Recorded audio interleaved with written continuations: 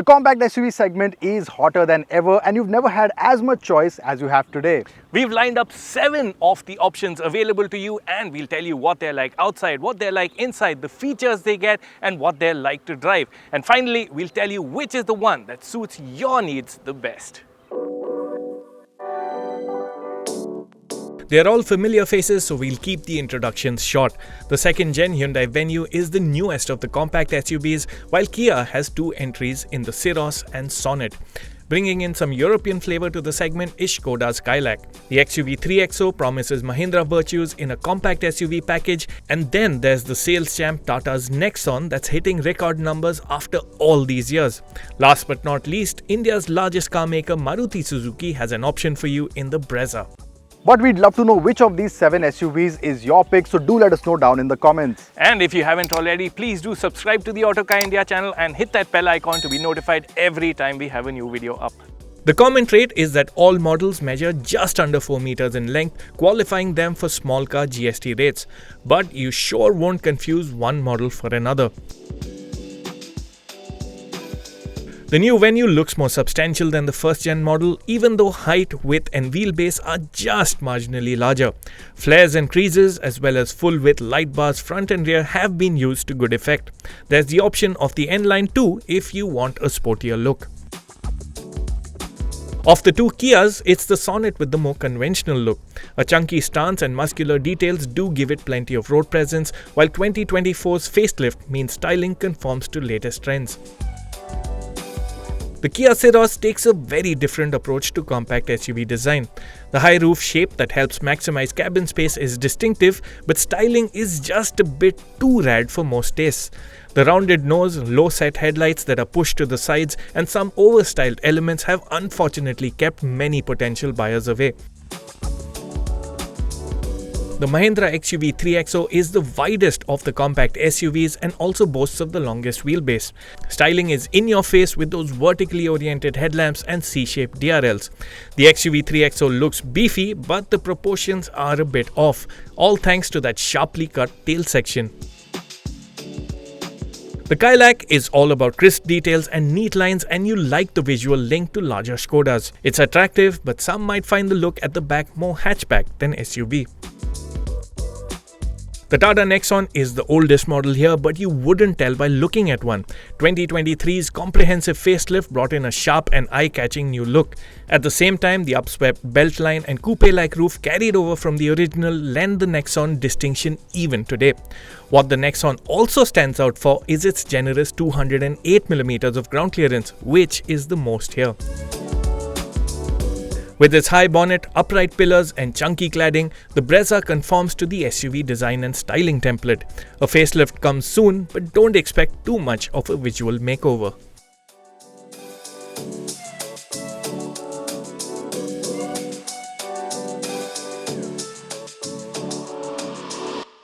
Shifting focus to their interiors, let's start with the Hyundai Venue.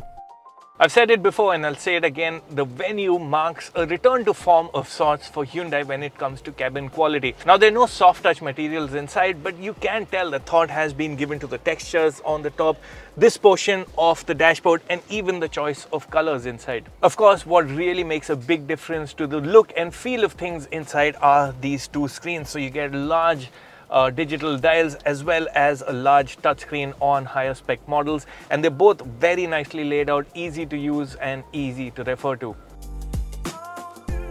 This is a thoughtfully done cabin in other ways as well. You get all the important functions in easy reach as physical buttons. You also get buttons on the center console near the gear lever, the wireless charging pad. Everything is well thought out. The front seats get power adjust for most functions, though seat height adjustment is still manual. And one complaint that larger framed individuals like myself will have is that the seats are a bit on the smaller side. From the second-gen Venue into its cousin, the Kia Sonet, that's still in its first generation. With the new gen Hyundai Venue out, a car with which the Sonet shares a lot, you'd think that this interior would now look dated. But that's not the case. This interior still looks very modern and very up to date.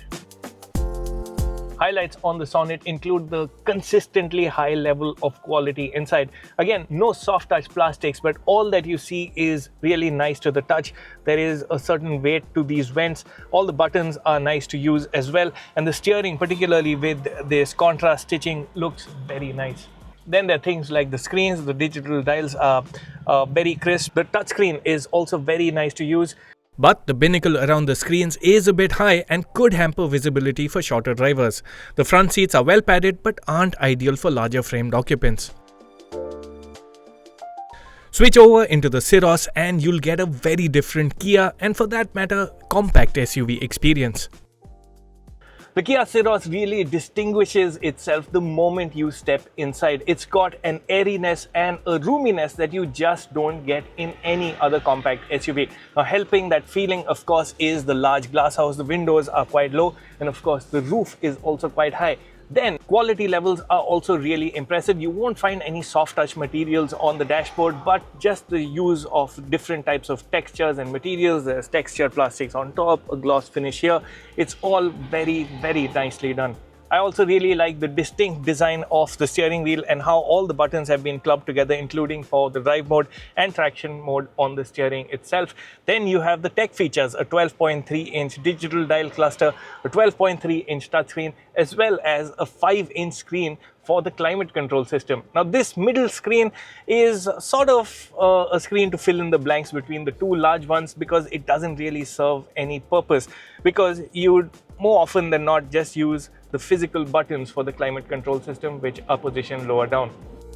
Like the Venue and Sonet, the front seat isn't generous for larger framed individuals. Into the Skoda Kylaq. I know it's a bit cliched to describe the start of your Skoda Kylaq experience with this, but it does make all the difference. This sound really reassures you that you're in something really solid. The neat dash also has a hard-wearing look to it. The Kylaq's interior is full of hard plastics, but there are some interesting textures and colors, such as over here, this green panel over here, and this dimpled effect on the dash over here.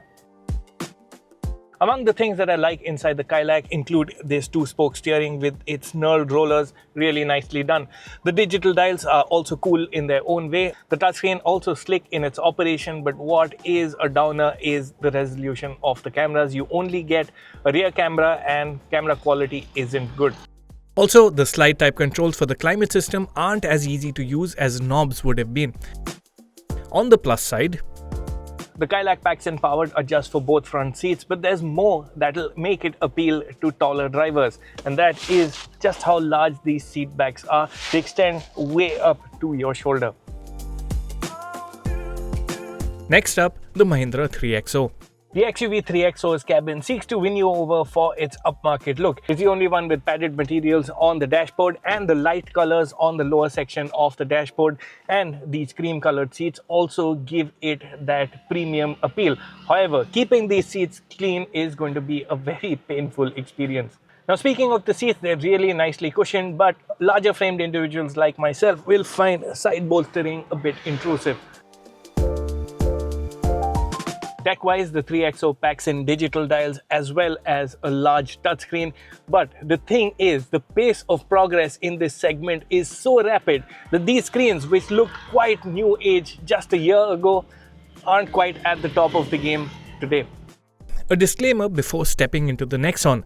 Our test car is a high-spec creative trim model, but we will overlay features from the fully loaded Fearless Plus 2.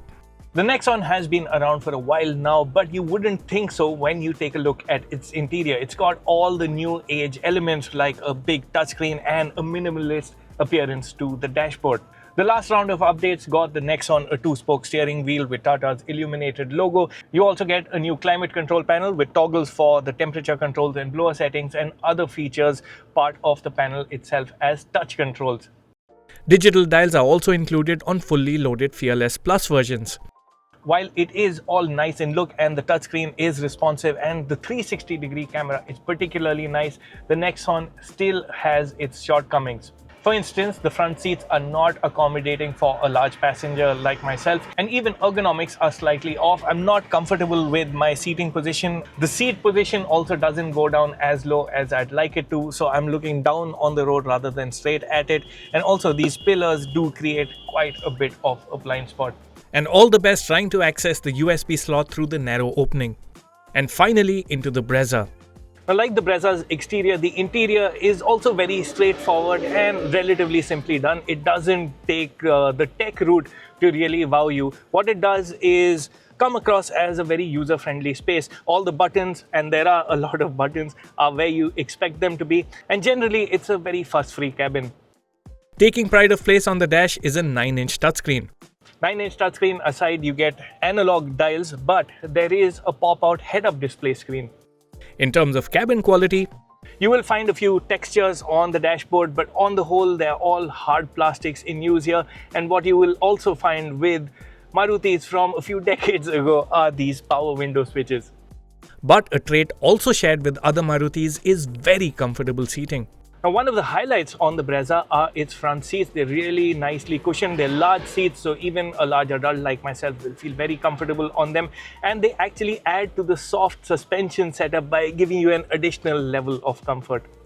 The updated Brezza comes soon, and hopefully Maruti will use the update to jazz up the cabin too. On to the matter of features. We've considered petrol automatic versions in their highest trim level. Auto LED headlamps and keyless entry are features you'd find on all models. The Syros is unique here with flush-fitting door handles, but they don't pop out when you unlock as on the new Seltos. And that's inconvenient. In terms of the driver environment, all models get auto-dimming rear-view mirrors, which is a great inclusion. Steering tilt adjust is common to all, but the Kylaq and Brezza do well to offer telescopic or reach adjust too. The Brezza, however, makes do with fabric upholstery, while all others use premium-looking leatherette. All models except the Brezza and XUV3XO also get front seat ventilation, which is a hot feature today. The Brezza, Nexon and XUV3XO offer manual seat adjust, the Venue, Syros and Sonet offer part power adjust for the driver's seat, while the Kylaq goes the distance with full power adjust for driver and passenger seats.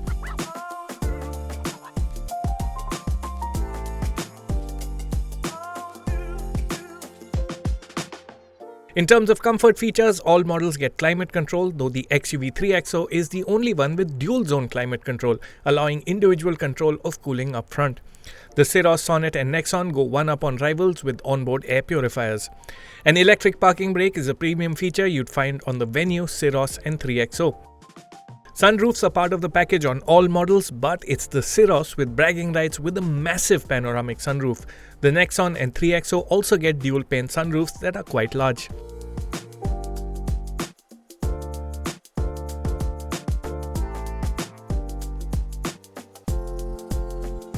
On to tech features. The Brezza is the only one here with analog dials, but also the only one here with the pop-out head-up display. The HUD does give a fair bit of info, but we never really found ourselves using it. The digital dials on all other models are nice, but it's the Sonets that stands out, offering very distinct layouts for each of the drive modes. Talking screens, it's crazy to think that the Brezza's 9-inch unit is actually the smallest here. The screen is okay to use, but the 360-degree camera isn't great. The Kylaq's 10-inch screen is slick to use, but the low-res rear-view camera is a spoiler. The XUV3XO's 10.25-inch screen is smooth, but the UI could be better. Also, we noticed a bit of lag on the 360-degree camera. A slick 360-degree camera is a talking point on the Nexon, whose 10.25-inch screen is also very responsive to touch inputs. The Sonet's 10.25-inch screen is nice to use and its 360-degree camera is sharp. However, where all other cars offer wireless connectivity, the Sonet makes do with wired Android Auto and Apple CarPlay. The Syros and Venue lead the charts with their 12.3-inch touchscreens. The Venue's screen is great to use and 360-degree camera quality is nice too. However, some of us preferred the layout of the Syros' touchscreen and found its 360-degree camera to be the sharpest. Audiophiles will love sound quality on the Tata Nexon and Kia Syros, which delivered the punchiest audio experience.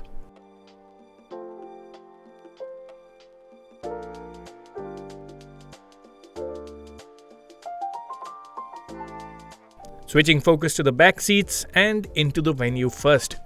Now, while you would classify the last gen Venue as one of the smaller of the compact SUVs, that's not the case with the new gen model. That couple of millimeters of extension at the wheelbase has opened up more space at the back.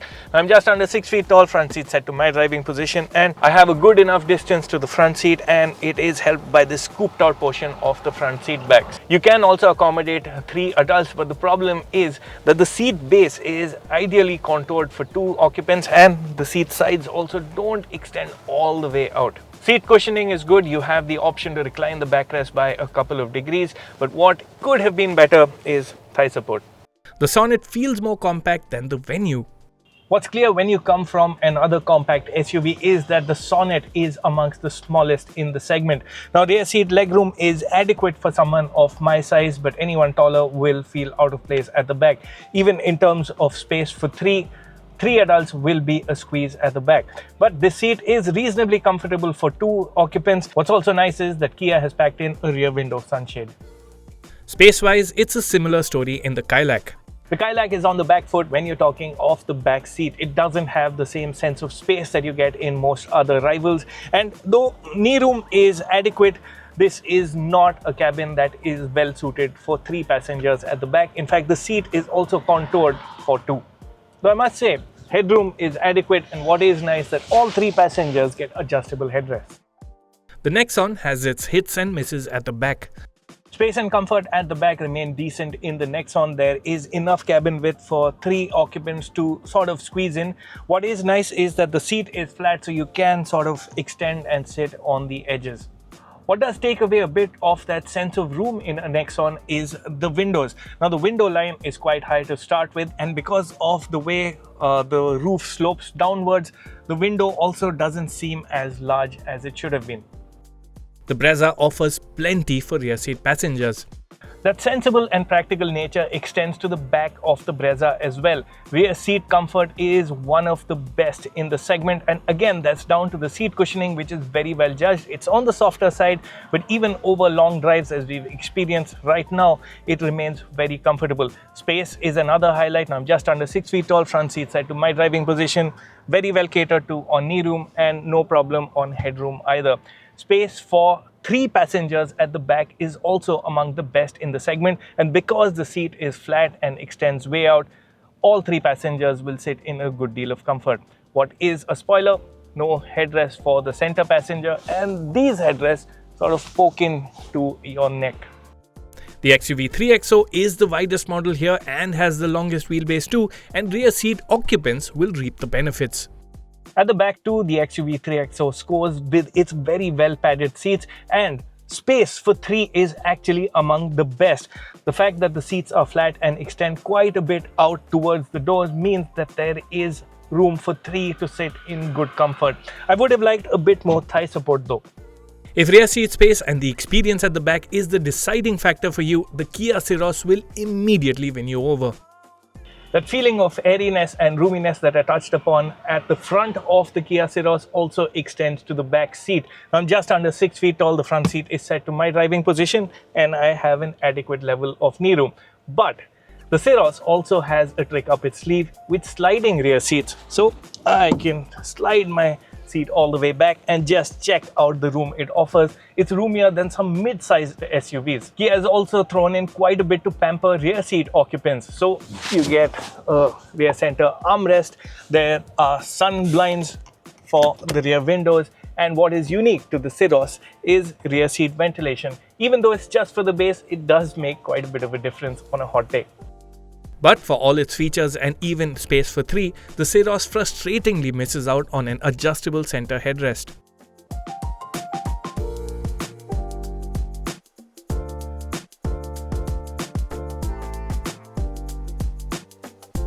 When it was time to load luggage, there were some surprises in store. The Brezza's 328-litre boot accommodated 1 medium-sized suitcase, 2 cabin bags and a camera bag. The Nexon's 382-litre boot also managed to fit in the same amount of luggage, with the parcel tray eating up some usable room on top. The XUV3XO, that has the smallest boot on paper at 295 litres, was large enough for 1 medium-sized suitcase, 2 cabin bags, a camera bag and a soft bag. The new Venue with a 375-litre boot did well for itself, holding one medium-sized suitcase, 3 cabin bags and 2 soft bags. If you aren't one to pack light, you should consider the Kylaq, Sonet or Syros. Each of these models accommodated one medium-sized suitcase, 4 cabin bags, 1 camera bag and 1 soft bag each. Do note the above was achieved with the Syros' rear seat set to a comfortable position and luggage position till the top of the seat. At the seat's rearmost setting and luggage up to the parcel tray, you will lose space for 1 cabin bag and 1 soft bag. From what's under the tailgate to what's under the hood. In consideration here are the petrol engine and automatic transmission combos of each. We've taken the most powerful petrol engines of each model where applicable, so that's the turbo petrol in the case of the Venue and Sonet that can also be had with the naturally aspirated petrol engine. As for the XUV3XO, it's here in the direct injection TGDI form. Also, in the Nexon's case, we've taken the DCA gearbox, though you can also have the same engine with an AMT at a lower price point.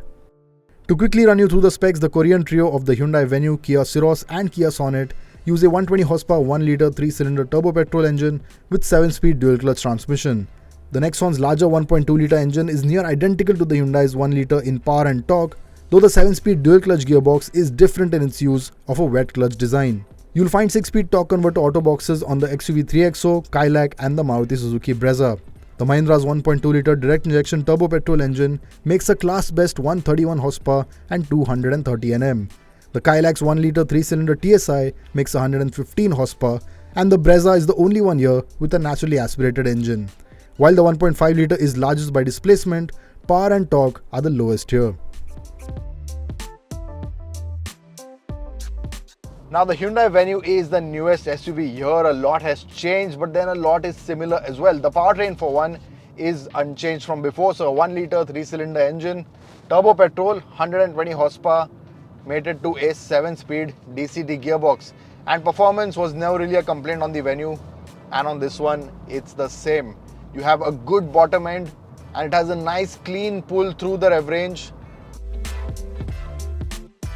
Of course, if I want to change that, I've got drive modes between Eco, Normal and Sport. Pretty self-explanatory, and yes, you do feel the difference in the character. Eco is a bit more restrained, Normal is a bit of a balance, Sport is a bit more amped up, but not too much. In terms of performance, the Venue is among the quicker models in the segment.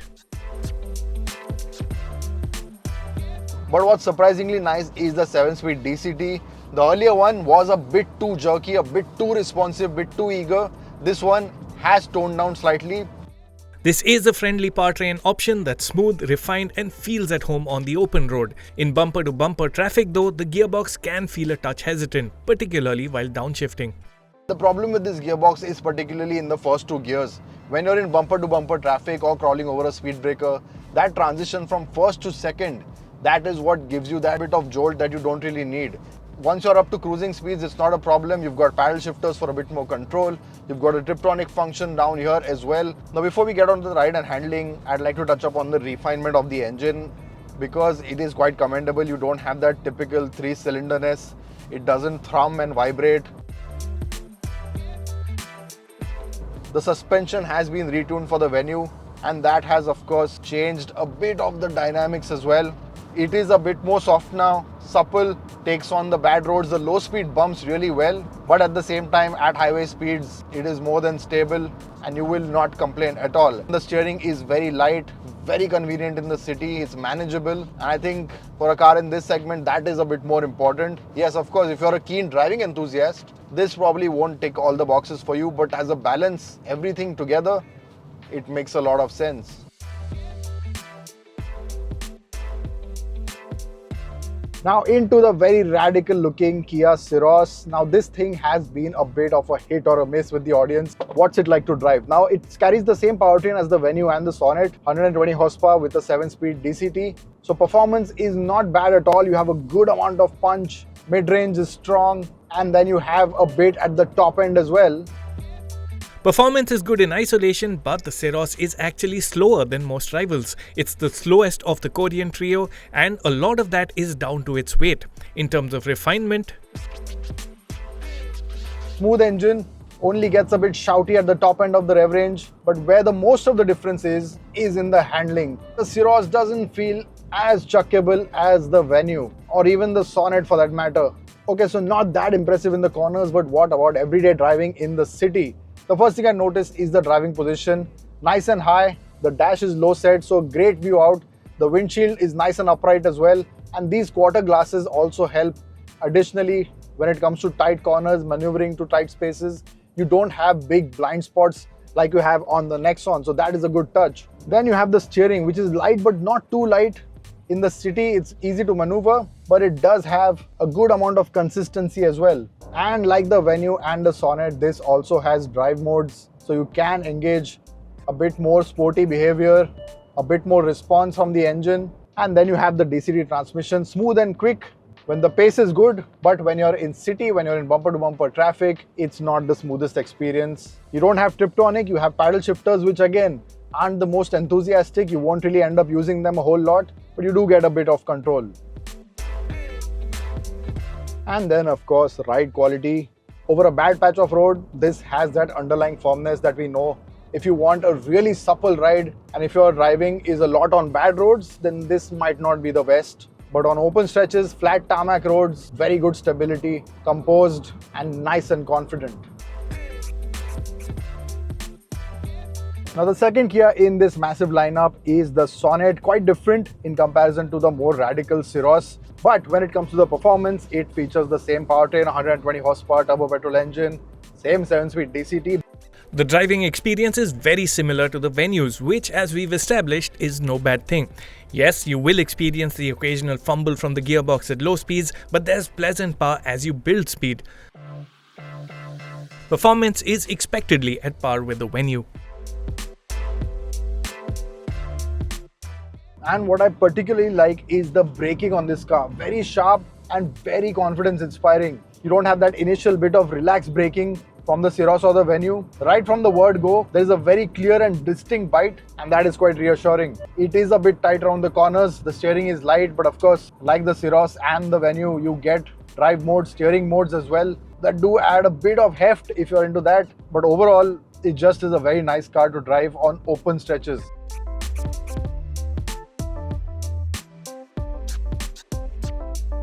Alright, the Skoda Kylaq, one of the more compact SUVs, 1-litre turbo petrol engine with 115 horsepower, so no bragging rights there either, but it is all about the way this thing drives. The chassis and the handling is just second to none. No other car here, and not even the 3XO, which has a lot more power, can match this in the corners. They've just done something so well with the chassis that it absolutely loves to play when you get to the corners. Its TSI engine punches above its weight and feels significantly stronger than its numbers suggest. Furthermore, its strong mid-range and its paddle shifters add to the engagement. However, compared to the Mahindra, this powertrain doesn't feel as responsive, especially at low speeds. Also, the Kylaq's engine is noticeably noisier in comparison. And of course, mated to the engine is a 6-speed automatic, a torque converter automatic. It's quick. At no point do you feel, oh, this should have had a DCT or a DSG. Nope. This is quite quick. You have paddle shifters that are the most responsive in this entire comparison, and this car just eggs you to drive on. Drive fast, drive quick. Of course, not crazy fast, but it is such an enjoyable car to drive that if you really love getting behind the wheel, this is gonna tick all the boxes. It's just down on an XUV3XO in flat-out acceleration to 100 kph, and the roll-on times also reflect the engine and gearbox's eager nature. In terms of ride comfort, the Kylaq is absorbent at lower speeds, and over bumps and potholes, you'll sense that there's quite a bit of wheel travel as well. Now the next one gets a 120 horsepower turbo petrol engine mated to a 7-speed DCT gearbox. Yes, it has 120 horsepower and it can play with the others, but it's not like you enjoy it as much. Now, while the performance isn't all that great, you might expect the drive modes to help out a bit. It does have Eco City and Sport. Yes, you do feel the difference slightly, but it's not like if you switch to Sport, you're going to get a different experience. It still stays quite relaxed. And even when you switch to using the paddle shifters, Tata has a failsafe built in, which will not really allow you to push the gearbox in an enthusiastic manner. it just flashes a message saying gearbox is not ready for that downshift yet. And what that means is they don't want you to harm the car. Even refinement is in the Nexon's strong suit, and you can feel vibrations inside the cabin at idle and at low speeds. Even when it comes to handling, again, nothing to be very excited about. The steering is light and is designed more for convenience rather than enjoyment. However, if I had to make an improvement, what I would do is just give the engine a bit more pep and let the gearbox push the car a little bit. It's too conservative right now for a DCT. The Nexon DCA, as we found, is best enjoyed with a gentle driving style. While not the quickest of the DCTs, there's a smoothness to the Nexon's unit which you don't get in the other DCTs. Performance on the whole is reasonable even if it's not the quickest.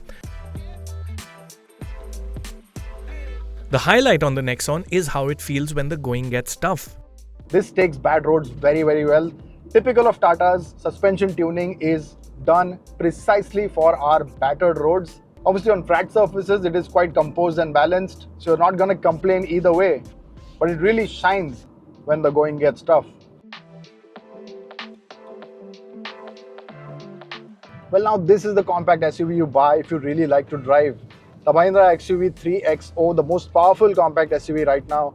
131 horsepower, 6-speed automatic transmission torque converter. And it's not just because the power output number is higher that the car performs well. It's how the way the engine is tuned, the fueling, the power delivery, nothing about it feels choked or restricted. It is very, very eager, and once you get it on an open stretch of road, the gearbox works very well. Before we get to the performance, let's talk about the refinement. Very smooth engine. Mahindra engines have become excellent when it comes to refinement and performance. They've absolutely nailed that balance. You have a very smooth engine right from idle all the way through its power band. At no point do you hear that coarse, boomy sound of that engine pushing beyond its might. And what complements this very well is of course the gearbox as well. Now yes, one thing must be said about the gearbox. It's very nice when you're cruising or when you're accelerating on an open stretch of road, no issues. But when it comes to city driving, bumper to bumper traffic, it becomes almost a bit too eager. And that robs away some of that smoothness. While the automatic is smooth in its operation, downshifts are quite conservative, and that's when you long for paddle shifters for manual control. Thankfully, it does get a Tiptronic mode. Now, like I mentioned, you have drive modes in here, zip, zap and zoom. Not like this car needs it anyway, but in the more aggressive zoom mode, this thing is really quite quick. The XUV3XO is the quickest to 100 kph and among the fastest in rolling acceleration too. What they'll really like is the ride quality. Now again, like the engine, they've struck a beautiful balance when it comes to flat composed ride, but at the same time over bumps, over low speed bumps especially, it has a nice softness to it. So you never have that thud coming into the cabin, no matter how hard you hit the bump. And over a bad section of road or a B road, it still holds its ground very well. At no point do you feel underconfident or worried about the ground clearance or just worried about the suspension bottoming out. The tuning is very, very well. Now handling, again, it's a compact SUV made for the city, so it's light, inherently light. But unlike the other SUVs, in this you do get some modes for the steering specifically that add a bit of heft depending on what you choose. So in the more aggressive setting, you will have a bit weighty steering. Doesn't really do much for feel and feedback. But yes, you do feel extra bit of heft, and that does change the overall driving slightly. Again, this is going to be helpful to only those who are actually looking out for that extra bit of performance or extra bit of enthusiasm.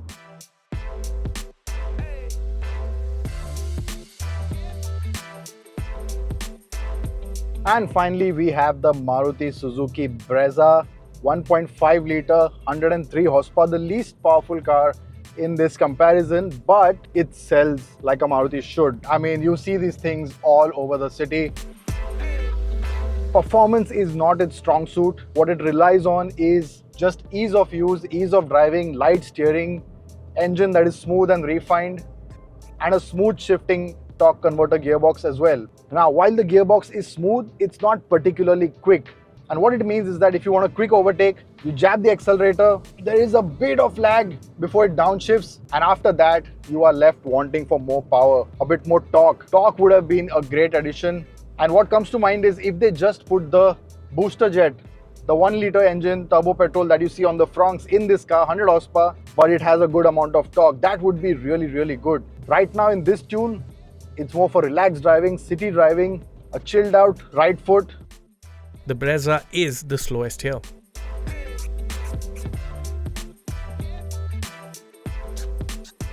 Speaking more on the gearbox, it's not really the downshifts that are the issue, but actually the upshift. You press on, the engine gets loud, the needle is pushing around 4000 RPM, and you're like, okay, upshift.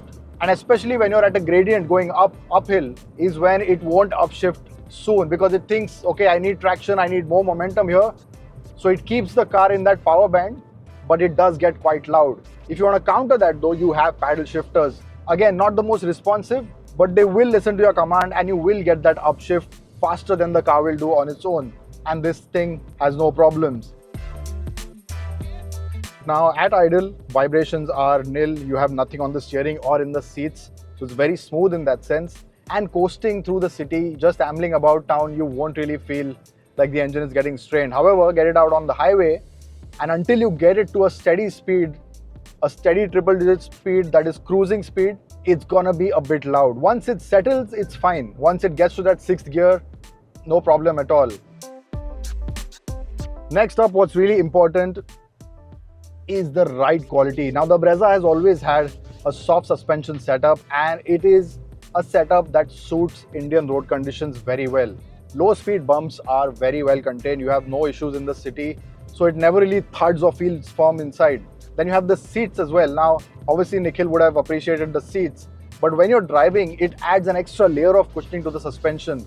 So overall, over bad roads, this thing is very, very good. And when it comes to handling, you don't really expect big things from the Brezza. Like its overall character, it's all about relaxed driving, and as a result, the steering is light, very, very convenient in the city, maneuvering through tight spots, parking.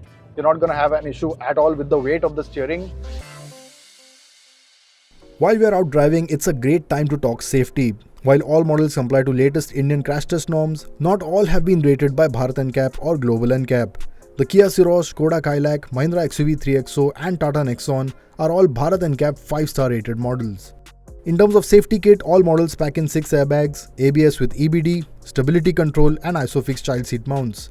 All but the Brezza have some form of tire pressure warnings or readouts. Also, while the Brezza and Kylaq come with rear parking sensors and front disc brakes, all other rivals offer front parking sensors too, as well as disc brake on all wheels. The Hyundai, Kias, Mahindra and Tata also pack in radar and camera-based ADAS functions like auto emergency braking, adaptive cruise control and lane keep assist. As for kitna deti hai, if you go by ARAI tested official fuel economy numbers, the Venue Turbo DCT is the most efficient with 20 kpl, though most of the others are not too far behind. However, the turbocharged models are very sensitive to driving style. Aggressive driving will have the figure plummet, and in that sense, you get more consistent figures on the naturally aspirated Brezza. You can expect these models to deliver between 9 to 11 kpl in the city and 14 to 17 kpl out on the highway. Here's a quick look at prices for the petrol automatic models in consideration. At the top end, the Syros is the priciest, followed by the Venue and XUV3XO. The Sonet and Nexon come across as good value. The Kylaq and Brezza are the most affordable, though they also miss key features that the others get. All models offer lower spec variants too for lesser money. While you can save money by opting for fewer frills, we'd strongly urge you to go only for trims with the safety of rear wash wipe and a rear defogger. On to the verdict. We'll start with the Maruti Suzuki Brezza, which makes for a sensible compact SUV. Excellent ride quality and a practical cabin are product highlights, and then there's the stress-free ownership experience you get with buying a Maruti. But the Brezza does little to wow you. Even the engine, though fine for city use, lacks the performance or effortless cruising ability of its turbocharged rivals. With turbo petrol, diesel and CNG options, each with multiple gearbox options, the Nexon lineup is a universe within itself. However, you experience the very best of the Nexon in the turbo DCA, with the highlight being a smooth drive experience. There's a toughness to the suspension too that makes the Nexon suited to our driving conditions. But while the new look and tech keep the Nexon with the times, traditional lesser points catch up with it. Some of the ergonomics are off thanks to the coupe-like roofline, the cabin doesn't feel as airy as rivals, and Tata's quality and service experience is inconsistent. The Kia Sonet proved to be surprisingly competent even in the face of newer rivals. It remains one of the most polished and sophisticated compact SUVs you can buy. Interior quality, feature count, boot space and powertrain performance are all strong points. Its only significant drawback is the relatively tight rear seat, which could prove to be a deal breaker for family buyers. It's a similar story for the Skoda Kylaq. It's comfy for 2 at the back but not ideal for 3. However, the Kylaq is best enjoyed from the driver's seat. Its sharp dynamics, tidy handling and strong engine gearbox pairing make it the most fun to drive compact SUV available today. There are feature it misses such as ADAS, but the tempting price will sure lure keen drivers. In comparison, the XUV3XO comes across as a well-rounded package. Its class best power manifests in best outright performance, and the ride and handling balance is also very impressive. True to Mahindra DNA, the XUV3XO also feels tough, and what you also get is amongst the most spacious compact SUVs. There's also lots packed in, but front seat ventilation and paddle shifters are missed. Also, while the interior has evolved from the older XUV300, it doesn't look as contemporary as some rivals. The Kia Syros is a bold and different take on the compact SUV. It is the roomiest model by far and is ideal for anyone seeking big car space within a relatively small footprint. Cabin quality is fantastic and the feature set that includes rear seat ventilation is the longest here. Trouble is, the Syros is expensive by established car standards and the unconventional looks will deter many buyers. The new Hyundai Venue is also among the pricier cars in this group. However, your money does go far. Along with packing in the latest tech and features, the new Venue also addresses one of the outgoing model's biggest shortcomings: cabin space. Rear seat room is now on par with most rivals, boot space is generous, performance is adequate, and the Venue drives well too. The Hyundai may not dominate in any single area, but it does everything well. And it's this well-rounded nature that makes the Venue our pick of the compact SUVs on sale today.